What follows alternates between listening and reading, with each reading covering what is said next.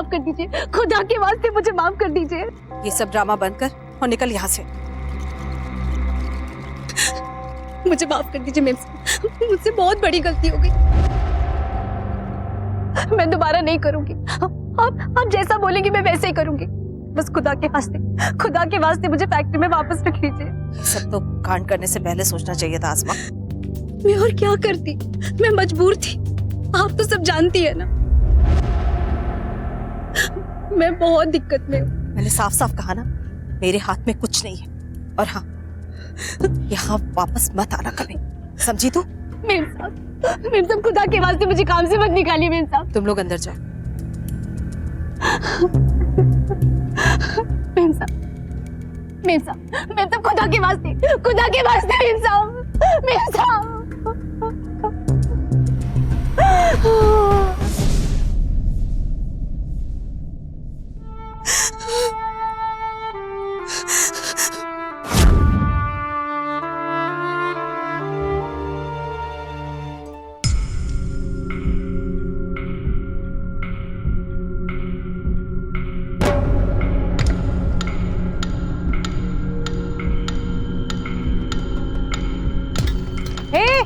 कौन हो तुम?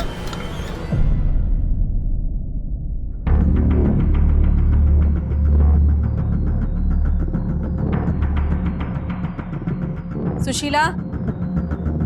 जी मेम साहब। इन्हें जाकर अपना कमरा दिखा दो। ठीक है। तुम लोग जाकर रेस्ट करो, कुछ चाहिए होगा तो बता देना। ठीक, चलो।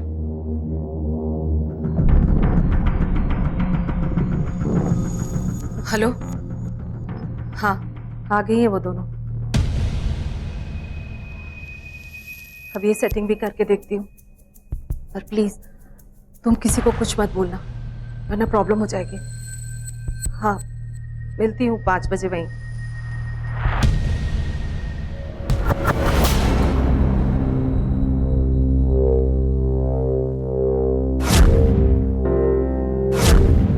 भैया हमारी बात मानो, हमें बस एक बार साहब से मिलने दो, बहुत दिक्कत में है। साहब ने मना किया है, आप अंदर नहीं जा सकते। हमारी गलती क्या है और साहब ऐसा क्यों कर रहे हैं? हमारी बात समझने की कोशिश करिए, हमें बस एक बार। तुम आपकी तय मत करो।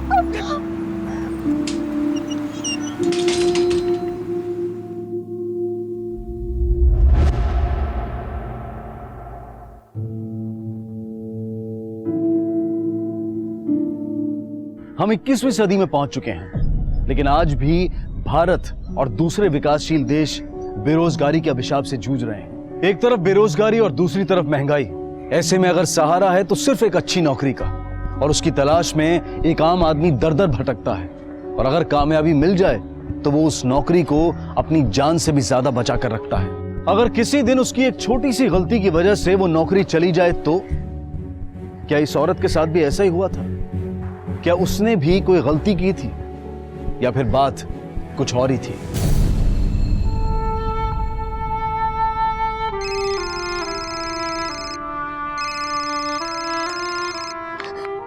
हेलो। नहीं, वो हमारी बात नहीं मानी। हमने बहुत बोला उसे, लेकिन उसने हमें काम पे वापस नहीं रखा। अल्लाह कसम।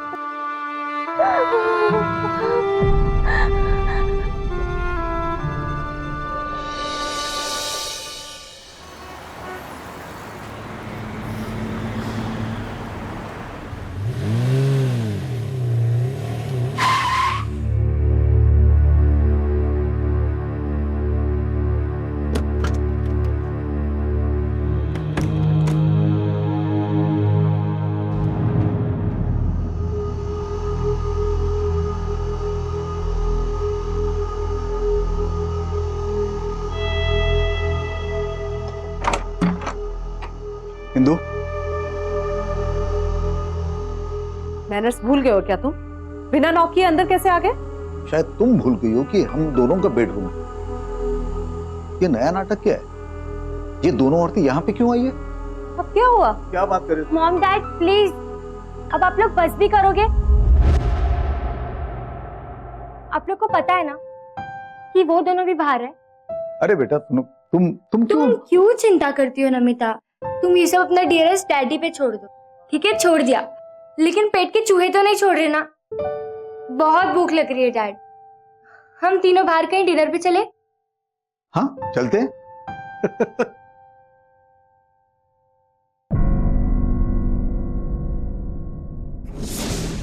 भैया भैया, मेरे पास पैसे तो नहीं है, मुझे सिर्फ एक बॉटल चाहिए। अरे चल जा जा यहाँ से। भैया भैया, खुदा के वास्ते अगर आपने बॉटल ली तो हमारी जान चली जाएगी, हमारी जिंदगी का सवाल है। बस एक बॉटल।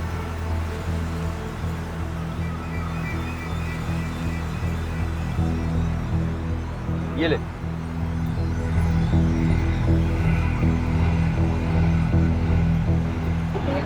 ये चेन।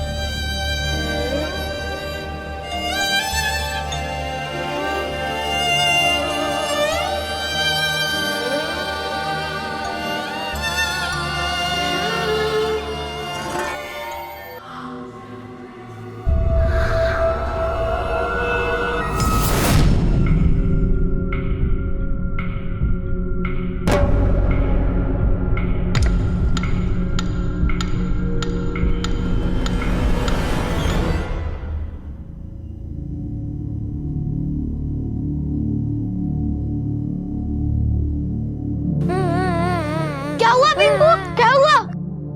क्या हुआ? लगी क्या? रो मत पिंकू, बैठ जा। तू रो मत, मैं निकालता हूँ, मैं निकालता हूँ।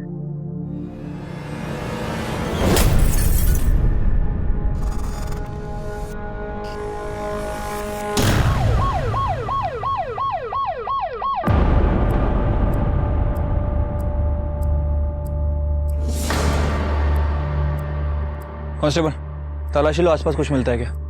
और तुम बॉडी को तलाशी लो।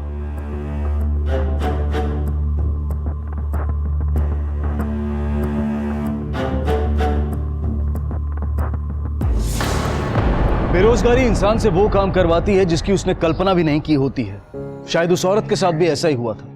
नौकरी वापस ना मिलने की वजह से वो इतनी मजबूर हो गई थी कि उसने शराब का सहारा लेना चाहा। पुलिस ने उस औरत की लाश को पोस्टमार्टम के लिए भेज दिया, पर अब सबसे बड़ा सवाल यह था कि ये औरत कौन थी और इसकी हत्या किसने की थी।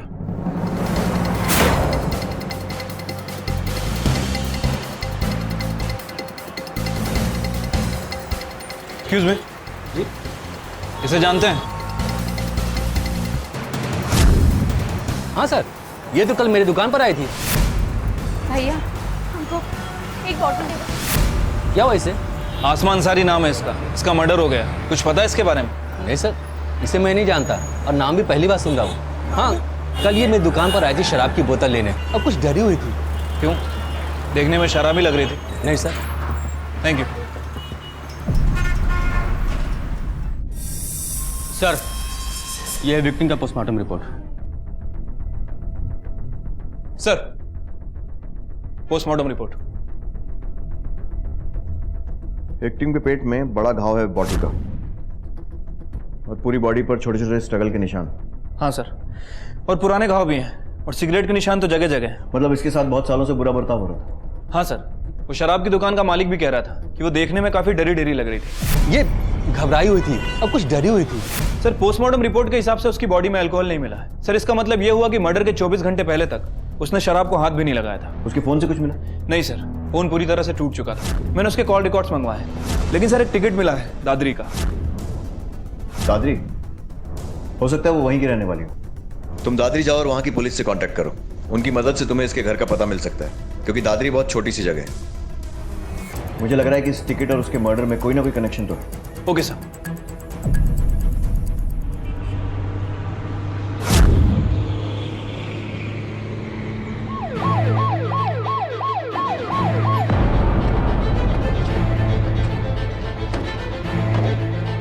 ये आसमा का घर है।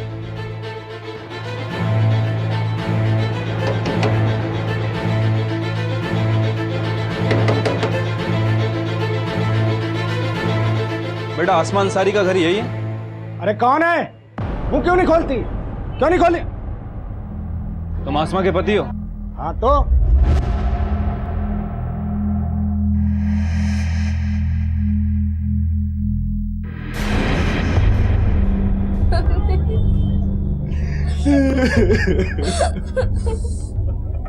आसमा तू कहाँ चली गई? आसमा मुझे छोड़ के कहाँ चली गई? मैं कैसे जीऊंगा आसमा? मैं कैसे जीऊंगा? आसमा दिल्ली गई थी और वहां उसका मर्डर हुआ। आसमा दिल्ली क्यों गई थी, कुछ पता है? वो अपनी मालकिन के पास गई थी काम मांगने, मिसेस सिंह के पास। साहब जरूर उसी ने कुछ किया होगा साहब। मैं उस औरत को नहीं छोड़ूंगा साहब, नहीं छोड़ूंगा उस औरत को साहब, नहीं छोड़ूंगा। मैं उस औरत को जान से मार डालूंगा साहब। मेरे आसमा को उसने मारा। फैजल और आसमा के बारे में कुछ जानते हो? हाँ साहब, वो 1 महीना पहले ही यहाँ आए थे। फैजल है ना साहब, 1 नंबर का शराबी है। अब सब क्या बताऊं, इनके घर से तो रोज मारने पीटने की और रोने की आवाजें आती है। अब घर के अंदर क्या चलता है ये किसको पता होगा? गांव के लोग कह रहे हैं कि फैजल 1 नंबर का शराबी है, पूरे दिन शराब के नशे में धुत रहता है। गांव में ज्यादातर लोग उससे बात भी नहीं करते। वर्मा साहब, ऐसे लोगों को दुश्मन बनाने में ज्यादा टाइम नहीं लगता है। आप एक काम कीजिए, यहाँ रहकर फैजल पे नजर रखिए। वो कह रहा था आसमा दिल्ली गई है किसी मिसेस सिंह से मिलने। वो अपनी मालकिन के पास गई थी काम मांगने, मिसेस सिंह के पास। मैं दिल्ली जाकर सिंह फैमिली से बात करता हूँ।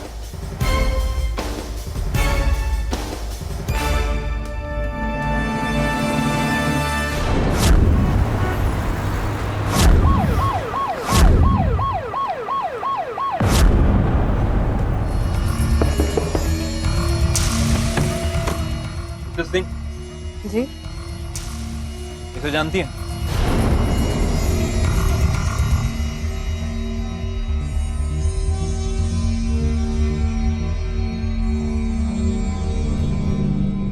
पर आसमा को हुआ क्या? इसका मर्डर हो गया। हमें पता चला है कि 2 दिन पहले वो आपसे मिलने आई थी, अपना काम वापस मांगा। कुछ जानती है इसके बारे में? खुदा के वास्ते मुझे काम से मत निकालिए मेम साहब। मेम साहब, मैं तो खुदा के वास्ते मेम साहब। नहीं, मैं पिछले 1.5 महीने से उससे नहीं मिली। देखिए, हमें पक्का इन्फॉर्मेशन मिली है कि वो आपसे मिलने यहाँ दिल्ली आई थी।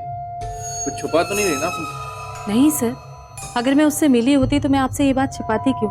आसमा हमारी फैक्ट्री में काम करती थी, पर 1.5 महीने पहले उसे काम से निकाल दिया। उसके बाद मैं उससे नहीं मिली। क्यों निकाला उसे काम से?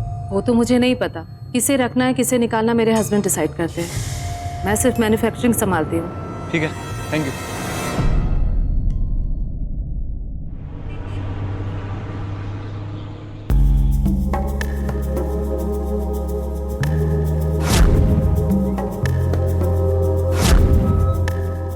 ये कमल सिंह का ऑफिस किधर है? आसमा का खून हो गया? अरे बाप रे, ये तो बड़ी दुख की बात है। तो आपका ये मानना तो नहीं है कि उसके खून के पीछे मेरा हाथ है? देखिए सर जी, वो मेरे फैक्ट्री में काम करती थी बस। आसमा को फैक्ट्री से क्यों निकाला आपने? कामचोर थी, असल में उसको नौकरी करनी नहीं थी। आसमा काम मांगने वापस आई थी ना। तो फिर तुम्हारा वॉचमैन ये क्यों कह रहा था कि उसके मर्डर के 2-3 घंटे पहले वो तुमसे मिलने आई थी? हो सकता है आई होगी, लेकिन मुझसे नहीं मिली। आप चाहिए तो सीसीटीवी फुटेज चेक कर लीजिए। वो तो हम चेक करेंगे ही। फिलहाल हमें आपके फैक्ट्री के वर्कर से बात करनी है। बिल्कुल सर जी, अरे पूरी फैक्ट्री आपकी है, आप जिसे चाहे जो चाहे पूछ सकते हो। कहीं जाने की तैयारी है क्या? जा नहीं रहा हूं, बस जाते रहता हूं काम के सिलसिले में, इसलिए तैयार रखा है, बस उठाया चल पड़ा। ठीक है जी। सर जी, आसमा तो बहुत महंगी लड़की थी और उसका वो पति, वो तो घर पे बैठा रहता और उसके पैसे पे सिर्फ दारू पीता रहता था। और अगर वो पैसे ना देती तो बेचारी को बहुत मारता था। वो अपनी बेटी को भी पढ़ा रही थी और अपने पति का खर्चा भी उठा रही थी, और उसके लिए ये नौकरी वापस मिलना बहुत जरूरी था। 1 नंबर की कामचोर थी वो, हमेशा मीम साहब और साहब जी को मस्का लगाती रहती थी। इस फैक्ट्री में काम का माहौल कैसा है? कमल और इंदु अच्छे लोग हैं ना? अच्छे नहीं साहब, वो लोग तो बहुत अच्छे हैं, और खासकर कमल साहब, वो तो हम सबको अपने परिवार की तरह मानते हैं। बस उनकी यही बात इंदु मैम साहब को ज्यादा पसंद नहीं। कब से काम कर रही हैं यहाँ पे? कुछ 2-3 महीनों से। पर क्या? कुछ नहीं सर। बोलिए, क्या बोलना चाहती हैं? सर हो ना हो इस फैक्ट्री में कुछ ना कुछ अजीब जरूर चल रहा है। सर कमल सिंह ने सारी बातों का जवाब सीधे सीधे दिया, लेकिन उसकी बीबी इंदु सर ऐसा लग रहा था कि कुछ ना कुछ छुपा रही है। और सर फैक्ट्री के सारे वर्कर कमल को ज्यादा पसंद करते हैं, लेकिन इंदु से उन्हें उतनी ही प्रॉब्लम है। आसमा की बॉडी हमें जहाँ मिली है वो जगह कमल के घर और फैक्ट्री के बीच में है। ठीक है, सबके कॉल रिकॉर्ड निकलवाओ। कोई तो ऐसा होगा जो आसमा से टच में था और जानबूझकर हमसे छुपा रहा है। आसमा के कॉल रिकॉर्ड आ गए? फिलहाल तो नहीं सर, थोड़ा वक्त लगेगा। जैसे आते हैं मुझे बताओ। Okay sir.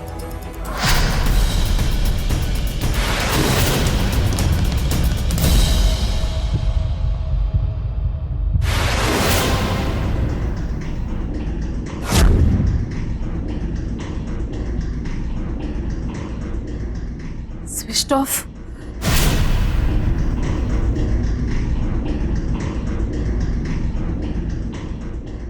क्यों बंद कर रखा है?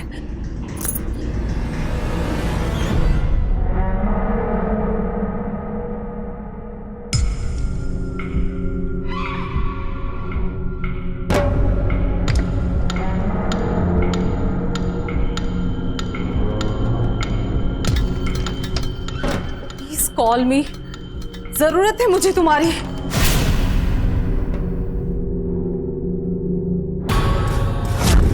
कहाँ हो तुम?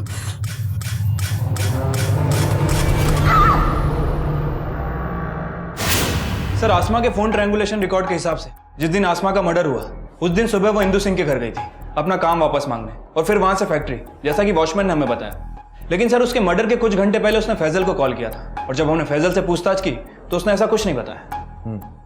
दादरी थाने में कांटेक्ट करो, उनसे कहो कि फैजल पे नजर रखें और तुम इस इंदु सिंह से फिर से मिलो। सर एक मर्डर हुआ है।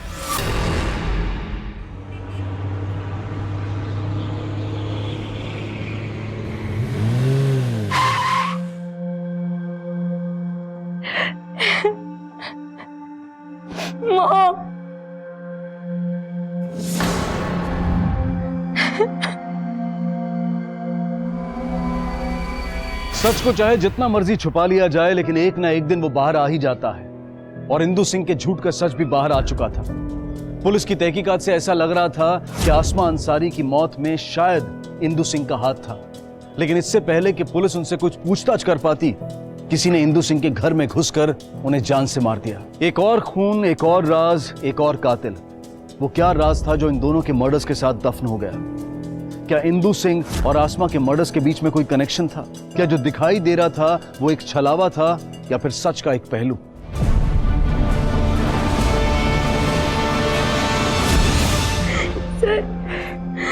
सर जब मैं स्कूल से आई थी तो मॉम वहाँ फ्लोर पे सब जगह खून फैला हुआ था सर। मैंने आवाज दी थी पर साहब मैं सोई हुई थी, फिर मैं बाहर आई तो मेम साहब जमीन पर गिरी हुई थी और उनके सर से खून बह रहा था मेम साहब के। फिर मैंने आपको फोन किया साहब, और उसके बाद नमिता बेबी घर आई थी। जब मर्डर हुआ तब तुम दोनों कहाँ थे? हम दोनों फैक्ट्री में। पता नहीं साहब, हिंदू के साथ ये सब किसने किया। थोड़ा ऊंचा बोलती थी, गुस्सा बड़ा जल्दी आता, लेकिन गुस्से के लिए कोई इसको मार दे ऐसा तो नहीं लगता।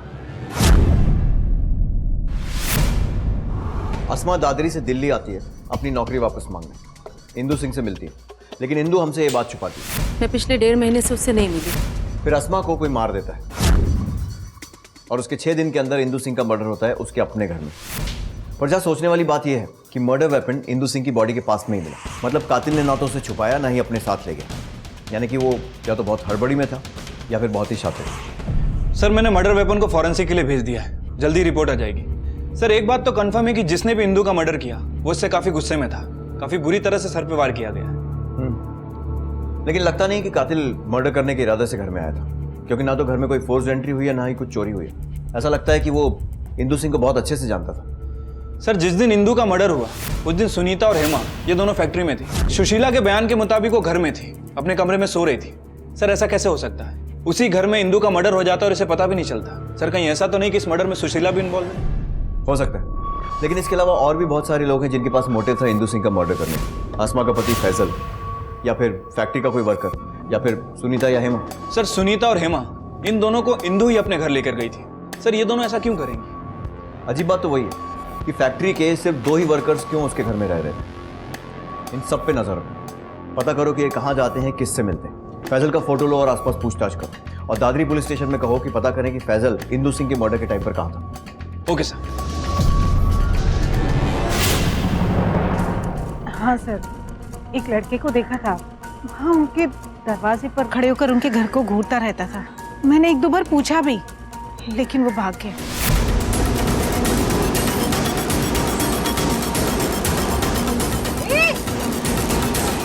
तो फिर से रुक। क्या यही था वो? नहीं सर, मैंने बताया ना आपको, वो लड़का था, वो 14-15 साल का लड़का था। और इस आदमी को तो मैंने पहले कभी देखा भी नहीं। उसका स्केच बनवा सकते हो आप? हाँ सर, ट्राई कर सकती हूँ। ठीक है। पता नहीं सब कौन है ये, पहले कभी देखा नहीं इसको। बेटा तुमने? नहीं सर, मैंने भी इसे कभी नहीं देखा।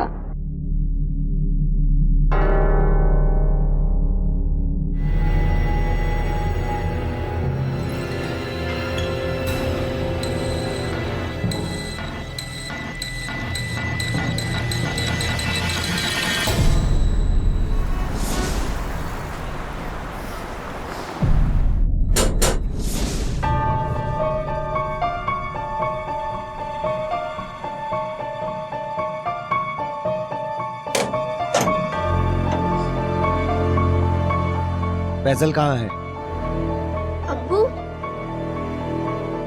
अब्बू तो बाहर गए हैं। पिछले 2 दिन से हम अकेले हैं। ये चोट कैसे आई? कमीने, बिल्कुल अपनी माँ पे गई है। सना तुम यहाँ पे नहीं रह सकती, लेके चलो इसे।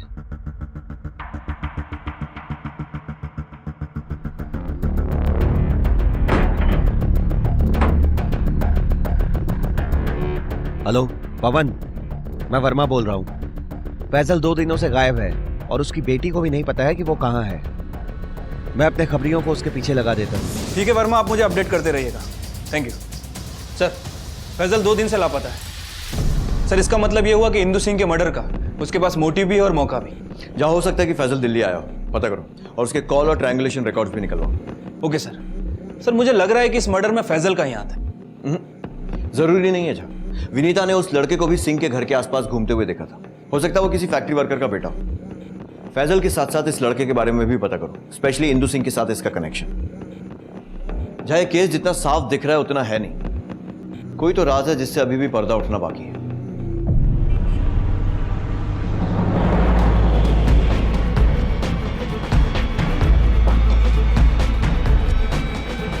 साहब, हम किसी मुसीबत में नहीं पड़ना चाहते। देखिए, अगर आप सच बोल रही हैं तो आपको कुछ नहीं होगा, लेकिन अगर हमें पता चला कि आप कुछ झूठ बोल रही हैं तो फिर आपके लिए अच्छा नहीं होगा। नहीं नहीं साहब, हम सच बताते हैं। हम जानते हैं आसमा को नौकरी से क्यों निकाला था। हमने दूसरी औरतों की बात सुनी थी। क्या हुआ था? मुझे पता है सर ने आसमा को नौकरी से क्यों निकाला। वो क्या है ना, कमल सर अब उससे ऊब गए थे, क्योंकि अब हम जो आ गए उनके पास। हेमा सच कह रही थी, हमने कमल साहब और हेमा को साथ देखा था।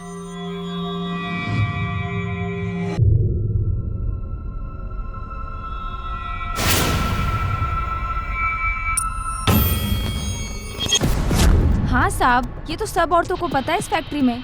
अब कमल सर के बारे में कोई कुछ कहता नहीं था बस। कमल की वाइफ इंदु जानती थी इस बारे में? हाँ, उन्हें इस बात से कोई दिक्कत भी नहीं थी, तभी तो वो हमें अपने साथ घर लेके गई। लेकिन इंदु हेमा और सुनीता को अपने घर लेकर क्यों गई? सर जी, हेमा को तो मैडम सर के लिए ही लेकर गई थी और सुनीता तो उनकी खबरी थी। फैक्ट्री में सर पे नजर रखती थी और घर जाके मैडम को खबर देती थी। और एक दिन कमल सर की नजर सुनीता पे भी पड़ गई।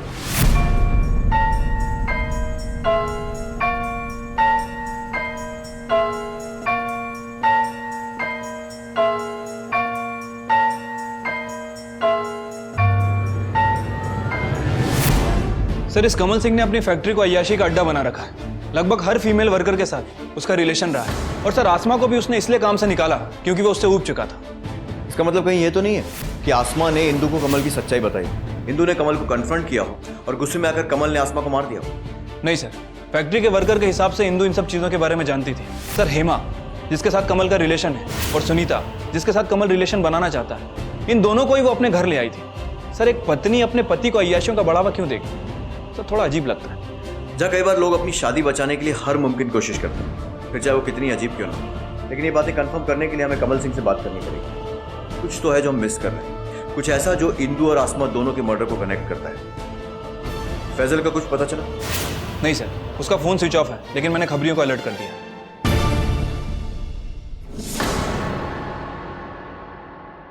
लीजिए सर, पानी लीजिए। और क्या पियेंगे, चाय कॉफी? वो सब छोड़िए मिस्टर कमल, और सीधे सीधे हमारे सवालों के जवाब दीजिए। ये बताइए कि क्या फैक्ट्री में काम करने वाली औरतों के साथ आपके संबंध थे? जी हाँ, लेकिन ये बात तो खुली किताब की तरह साफ है। इंदु भी जानती थी इस बारे में, इसीलिए तो हेमा और सुनीता को घर पर लेकर आई थी ताकि मुझे बाहर न जाना पड़े। सर जी, मेरी तरह मेरी वाइफ की भी अपनी लाइफ थी। मेरी फैक्ट्री का एक सप्लायर है आशीष, उसके साथ उसका अफेयर था।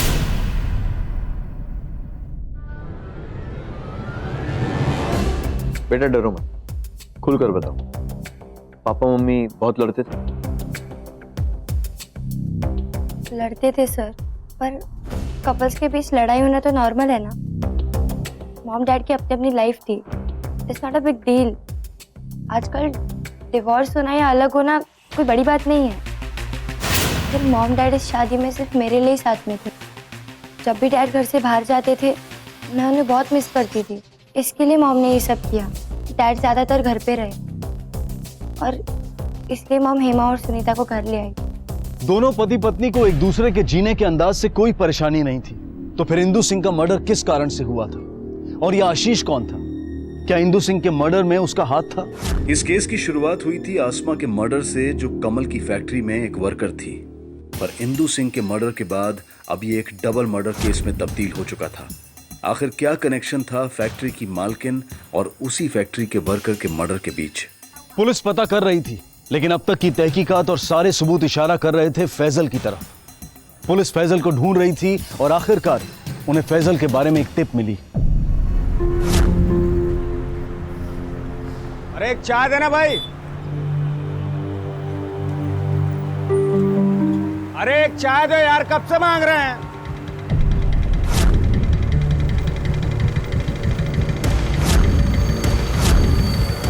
रुक फैजल, अरे रुक, उठ, चल तुझे चाय पिलाता हूं थाने में स्पेशल, चल। जिस बात से इंदु सिंह को मारा गया था उस पर घर के सारे मेंबर्स के फिंगरप्रिंट्स हैं, इसीलिए किसी पर शक नहीं किया जा सकता। अब या तो शायद कोई घर का भेदी है या फिर कातिल बहुत शातिर है कि उसने एक भी सबूत नहीं छोड़ा। हेलो, क्या? ठीक है, वेरी गुड सर। फैजल मिल गया, उसे दिल्ली ला रहे हैं। हमने कुछ नहीं किया साहब, हमने कुछ नहीं किया साहब। साहब हमें यहाँ क्यों लाए साहब? हमने कुछ नहीं किया साहब। एक तो हमारी बीवी मर गई साहब, ऊपर से आप लोग। बहुत बेचारा है ना तू। चल अब ये बता, इंदु सिंह के मर्डर वाले दिन कहाँ था तू? हम किसी इंदु सिंह को नहीं जानते साहब। अरे साहब, किसी इंदु सिंह को नहीं जानता? हाँ, ये तो जानता है ना कि पिछले 3 दिन कहाँ था। गांव वालों ने तुझे बस में चढ़ते हुए देखा था और उसके बाद तू दिल्ली आया था और दिल्ली में भी बस स्टॉप पे लोगों ने तुझे देखा है। अब बोलेगा बोल। हाँ साहब, हम दिल्ली गए थे, हमारे अंदर गुस्सा बहुत था साहब। उस इंदु सिंह ने हमारी बीवी को मार दिया था साहब, आसमा को मार दिया था साहब, और मैं भी उसे मारने वाला था, लेकिन साहब मैंने उसे नहीं मारा साहब। हम तो रास्ते में शराब पी के गिर पड़े थे साहब, और वहाँ हम कितनी देर पड़े रहे हमें कुछ नहीं मालूम साहब। हम सच बोल रहे हैं। हुआ करके जो तू बोल रहा है ना, तेरे फोन रिकॉर्ड्स भी वही बोले, नहीं तो पुलिस का डंडा तेरी सारी शराब उतार देगा, समझा?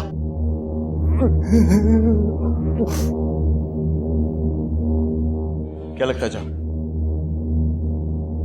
सर ये फैजल एक नंबर का झूठा इंसान है। अपनी बीवी के मरने के बाद इसने अपनी बेटी सना को बहुत मारा।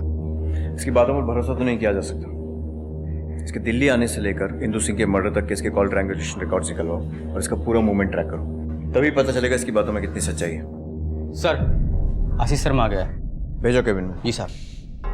सर आपने मुझे यहाँ क्यों बुलाया सर? मेरा किसी से कुछ लेना देना नहीं है। घबरा क्यों रहे हो? अगर तुमने कुछ नहीं किया है तो पूछताछ के बाद चले जाना। पहले हमारे सवालों के जवाब तो दे दो। इंदु सिंह और तुम्हारा क्या रिलेशन? कुछ नहीं। सच सच जवाब देना।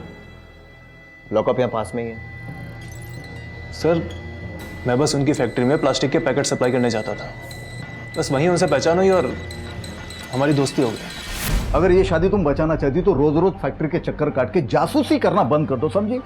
आसान नहीं होता है अपने पति को किसी और के साथ देखना। मैं किसी और के साथ चली जाऊंगी तब पता चलेगा तुम्हें। तो चली जाओ, चली जाओ, मुझे कोई प्रॉब्लम नहीं है।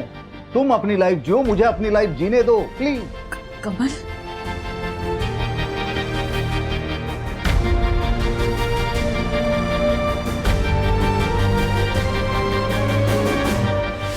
और फिर बात दोस्ती से आगे बढ़ गई और तुम दोनों में अफेयर हो गया। नहीं सर। लेकिन जब तुम्हें पता चला कि इंदु तुमसे नहीं बल्कि अपने पति कमल से प्यार करती है तो तुम्हें गुस्सा आ गया और तुमने उसे मार दिया। नहीं सर, मैंने ऐसा कुछ नहीं किया सर। मेरे और इंदु के बीच में दोस्ती से ज्यादा और कुछ नहीं था सर। या तो तुम झूठ बोल रहे हो या फिर वो लोग जिन्होंने तुम दोनों को साथ में देखा था। इंदु का पति कमल सिंह और ये इंदु के फोन कॉल रिकॉर्ड्स, क्या ये सब झूठ है? सर ना तो वो झूठे हैं और ना मैं। अफेयर का झूठा नाटक। इंदु तुम पागल हो गई हो क्या? आशीष प्लीज, मेरे लिए, हमारी दोस्ती के लिए। कमल को जब ये पता चलेगा कि हम दोनों साथ हैं तो उसे मेरी इंपॉर्टेंस रियलाइज होगी और वो मेरे पास वापस आ सकता है। तुम्हें मेरे इस नाटक में साथ देना होगा आशीष, प्लीज। सर मैं ये नाटक नहीं करना चाहता था, लेकिन दोस्ती की खातिर मैं मान गया। कमल और बाकी सब लोगों को लगने लगा कि इंदु और मेरे बीच में कुछ है, लेकिन सर वही हुआ जो मैंने सोचा था। कमल को इस बात से कोई फर्क ही नहीं पड़ा, बल्कि उसकी अय्याशियां तो और ज्यादा बढ़ गई। सर मैंने इंदु से कहा था कि हमें ये नाटक बंद कर देना चाहिए, लेकिन वो नहीं मानी। अच्छी कहानी है, लेकिन अगर तुमने इंदु को नहीं मारा तो उसके मरने के ठीक एक दिन पहले अपना फोन स्विच ऑफ क्यों कर लिया था और डिस्कनेक्ट भी करवा दिया? सर वो उन दिनों मेरे फोन पे अचानक बहुत सारे ब्लैंक कॉल्स आने लगे थे, वो भी अलग अलग लैंडलाइन नंबर से। सर मैंने उसकी पुलिस कंप्लेंट भी की थी, लेकिन वो नंबर ट्रेस नहीं हो पाए, इसीलिए मैंने अपना नंबर डिस्कनेक्ट किया और नया नंबर ले लिया। फिर कुछ दिन के लिए मैं शहर से बाहर गया बिजनेस के काम से, और जब मैं वापस आया तो मुझे इंदु के बारे में पता चला। मुझे बहुत बुरा लगा सर। ठीक है, फिलहाल के लिए जा सकते हो, लेकिन शहर छोड़कर मत जाना। जी सर।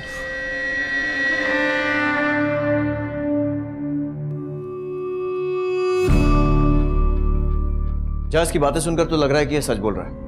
पता करो कि आशीष को ये ब्लैंक कॉल किस एरिया से आते थे और कौन करता था। शायद इंदु सिंह के मर्डर से कुछ रिलेटेड हो। Okay sir.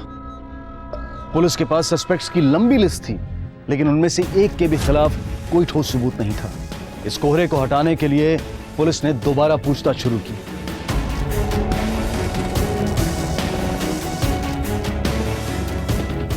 और आखिरकार कोहरा हटा।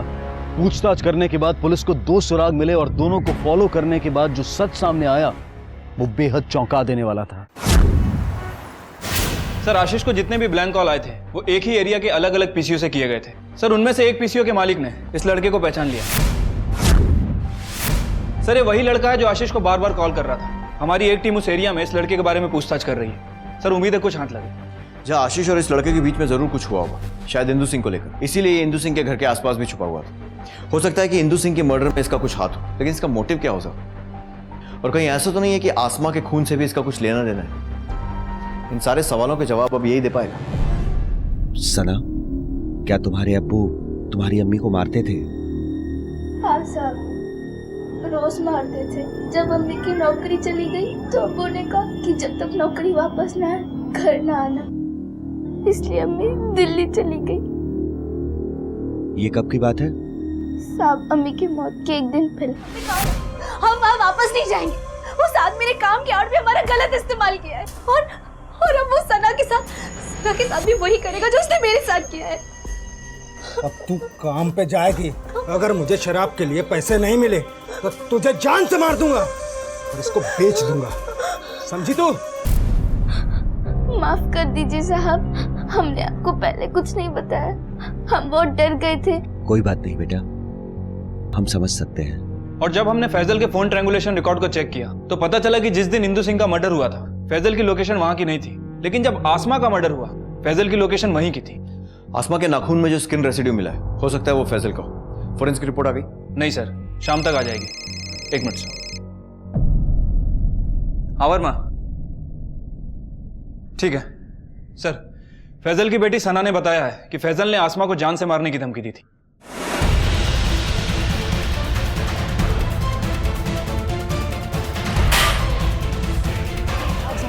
क्यों मार रहे साहब? बहुत मजा आता है ना तुझे अपनी बीवी और बच्ची को मारने में। अब हम मजा लें। साहब साहब माफ कर दो साहब, माफ कर दो। क्यों मजा नहीं आ रहा है?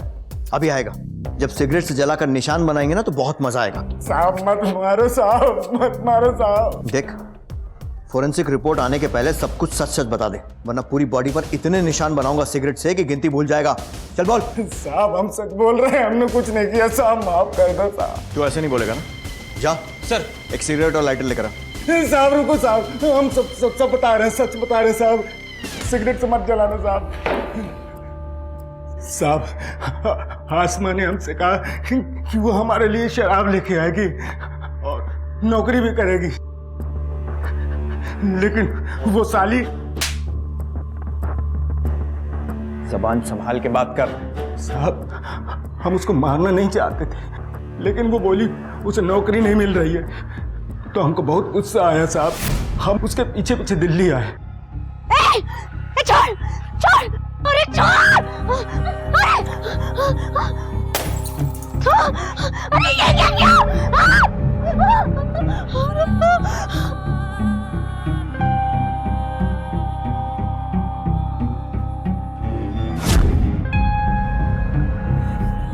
निकम्मी, एक तो काम पर नहीं गई और ऊपर से ये शराब की बोतल तोड़ दी। अरे हमने क्या किया? वो लड़का हमारे बाटू। चुप, तू किसी काम के नहीं है तुझे तो। अरे तुमने क्या किया हमारे लिए? जिंदगी में बस शराब पिया और हमें मारा है, इसके अलावा कुछ नहीं किया। जवान लड़ाती है, बहुत बकवास कर रही है। बस अब हम चुप नहीं रहेंगे। अगर तुम्हें शराब पीने तो अपने पैसों से पियो, लेकिन हम काम मांगे दोबारा वहाँ नहीं जाएंगे, समझे ना? नहीं जाएगी तू? हाँ नहीं जाएंगे। देखते हैं कैसे नहीं जाती तू। चल मेरे साथ। हमने कहा ना नहीं जाएंगे, अगर सामने आए तो देख लेना, मार देंगे। तेरी इतनी हिम्मत, तू मुझे जान से मारेगी?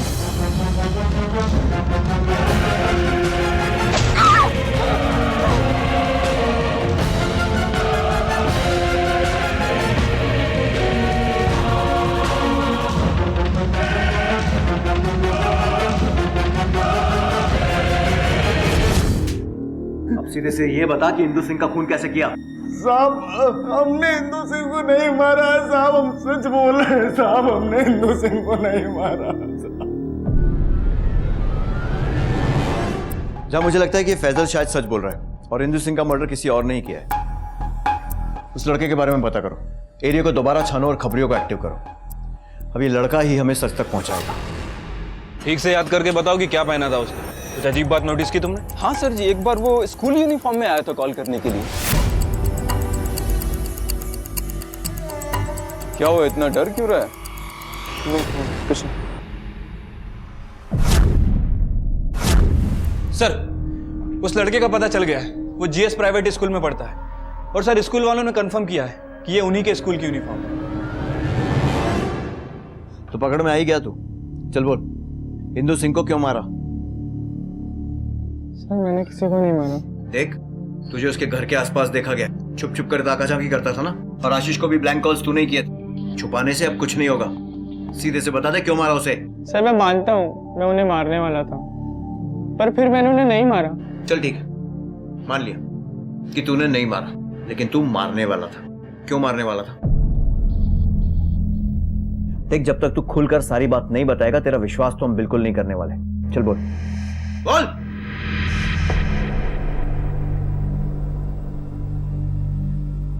सर मैं एक बहुत अच्छा स्टूडेंट हूँ सर। स्कॉलरशिप के बेसिस पे मुझे स्कूल में एडमिशन मिला, पर दूसरे बच्चों की तरह मैं अमीर नहीं हूँ, इसलिए महंगी चीजें नहीं खरीद सकता सर इसलिए उसने मुझे पैसों का लालच दिया। पर मैं कैसे? तुम्हें पैसे चाहिए ना, वो मैं तुम्हें हर महीने दे दूंगी, बस तुम्हें मेरी मॉम को जान से मारना होगा। ये कोई एज थी मॉम के अफेयर करने की? मुझे बहुत घिन आती थी, मुझे बिल्कुल भी नहीं पसंद था कि मॉम किसी और के साथ। लेकिन तुम्हें तो अपने पापा मम्मी की लाइफस्टाइल के बारे में पहले से मालूम है ना, फिर अचानक ऐसा क्या हुआ? जब पापा के अफेयर से होने लगे तो मुझे बहुत दुख होता था, फिर धीरे धीरे आदत पड़ गई, पर मैं कभी एक्सेप्ट नहीं कर पाई। सालों से मैं ये गंदगी देखते आई हूँ, और फिर एक दिन डैड ने बताया कि मॉम का भी अफेयर चालू हो गया है। बस फिर मैंने डिसाइड कर लिया था कि अब ये गंदगी मुझे ही खत्म करनी पड़ेगी, इसलिए मैंने गौतम को कहा था, पर उसमें तो हिम्मत ही नहीं थी। सर फिर फाइनली मैंने उस दिन हिम्मत की और उनके घर गया। क्यों बंद कर रखा है?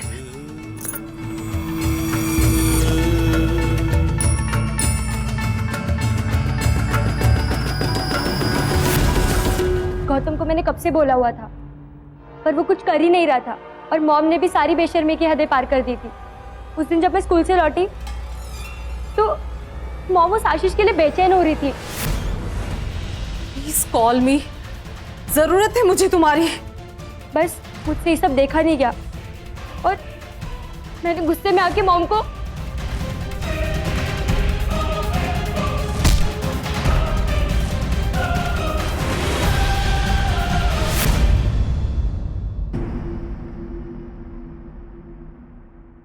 तुम्हारी बीवी का कभी अफेयर था ही नहीं। वो सिर्फ ये शादी बचाना चाहती थी और इसलिए उसने तुमसे झूठ बोला था कि शायद तुम्हें अपनी गलती का एहसास हो और तुम वापस आ जाओ। तुम क्या मॉम का कभी अफेयर था ही नहीं? तो आपने मुझसे झूठ क्यों बोला डैड? आपने मुझसे झूठ क्यों बोला? आज जमीन छोड़ो, क्यों झूठ बोला आपने मुझसे? कमल सिंह, इस सब के लिए तुम जिम्मेदार हो। तुम्हारी इस अय्याशी के कारण 2 जाने गई और अब तुम्हारी बेटी जेल में सड़ेगी। अपने मर्द होने का बहुत फायदा उठाया तुम और बहुत मनमानी भी की। अफसोस की बात यह है कि कानून में तुम जैसे लोगों के लिए कोई सजा नहीं है। लेके चलो इसे। अय्याशी की एक आदमी ने, लेकिन उसका फल भुगतना पड़ा कई जिंदगियों को। कमल सिंह ने अपनी मेल ईगो, अपने अहंकार को तृप्त करने के लिए हेमा, सुनीता, फैक्ट्री की दूसरी वर्कर्स और आसमा जैसी एक मेहनती वर्कर की जिंदगी खराब कर दी। और आसमा का पति फैजल, उसने भी आसमा के साथ जानवरों से बदतर व्यवहार किया और गुस्से में आकर उसे जान से मार दिया। एक तरफ थी सना, जो अपनी अम्मी के मरने और अब्बू के जेल जाने के बाद इस भरी दुनिया में अकेली रह गई थी, और दूसरी तरफ थी नमिता, जिसे इस गंदगी ने गुनहगार बना दिया था।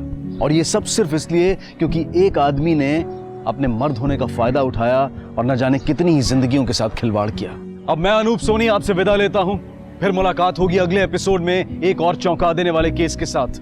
तब तक अपना और अपने परिवार का ख्याल रखें और देखते रहें क्राइम पेट्रोल डायल 100। सबक एक को, सीख हम सबको। जय हिंद।